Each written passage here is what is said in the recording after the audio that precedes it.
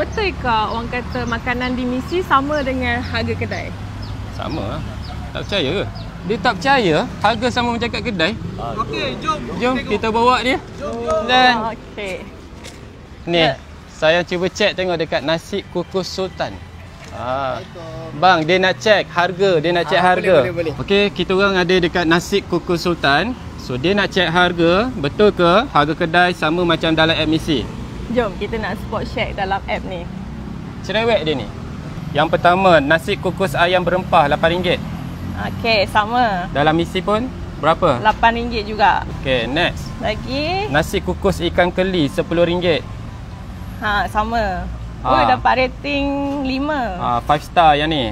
Nasi kukus ikan keli. Okey, yang ni pula nasi kukus ikan kerisi RM10. RM10 juga, sama. Sama juga RM10. Jadi macam mana? Puas hati? Mantap. Perhatikan Nak makan satu. nak makan? Makan nasi kukus. Boleh tak? Sila masuk dulu. Dia nak makan pula dah. Nak makan dia. Makan jom. Sila.